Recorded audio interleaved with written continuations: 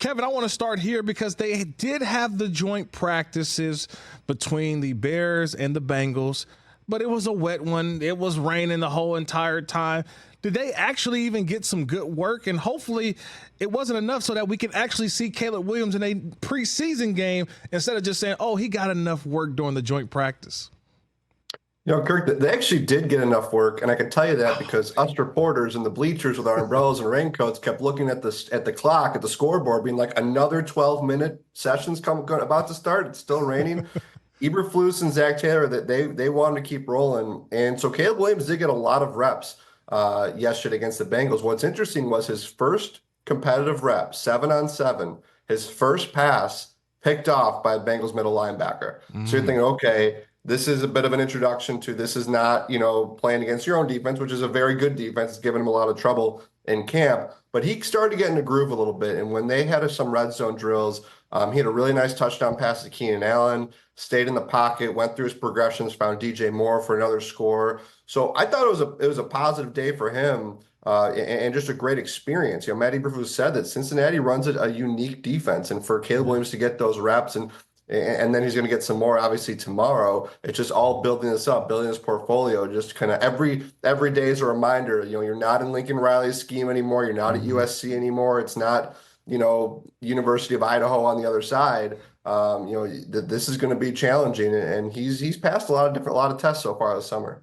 Yeah, Kevin, I want to talk about his leadership skills, though, because I feel like everybody was saying that he wasn't the greatest of leader. He's a different type of leader, but all that I've seen, and maybe just a couple of the episodes of Hard Knocks, but just listening to guys like yourself and watching and seeing on the television, he seems to be a leader that's still learning how to, but I think his play is backing it up that guys want to lead, and they're showing him how to with some of those veterans that you mentioned who were able to catch a couple touchdowns from him yesterday.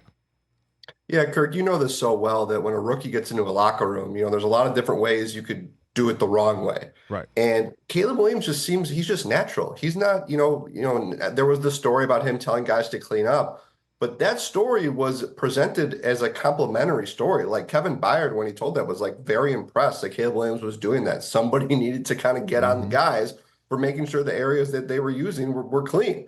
And he was the one who did it. So I think kind of the best compliment that he's been getting when you talk to different teammates is he's natural, he's comfortable in his own skin, he's not, the moment and everything's not too big for him. He's just kind of assimilated really nicely into this locker room. As you said, you've got Keenan Allen, you've got 40-year-old Mercedes Lewis, you've got DJ Moore, you've got these guys on defense, and Caleb Williams is just kind of one of the guys.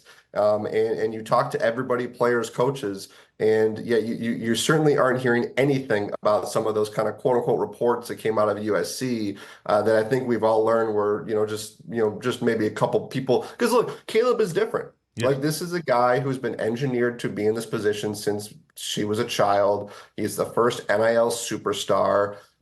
He's obviously different than some of the quarterbacks we're used to. So I think a lot of, when you see things that anonymous scouts say, well, these are scouts who have been doing this for 20, 30 years. They've never come across somebody like him. And people are afraid of different. And I think the Bears have embraced it. And you've realized that, like, his quote unquote different is just being one of the guys, which everybody in the building seems to like.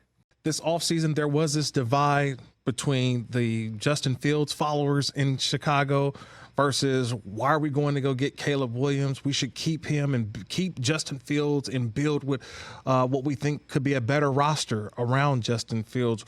Where is that divide now, or where is those sides at now? Are Bears fans finally gravitating to Caleb Williams, or are they still thinking about, man, we could have had Justin Fields and still a lot more money to surround him and maybe having a better talent?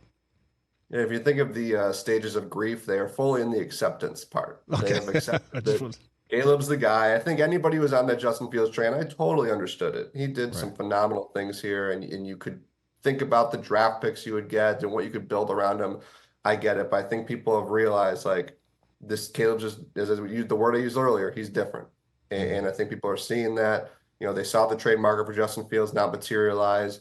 And I think a lot of them are rooting for Justin and they want him to succeed. But I think they've kind of realized, all right, we've got a guy here that we might be able to finally get out of this cycle. Catch the Rich Eisen Show every single day on the Roku channel, 12 to 3 Eastern, for free.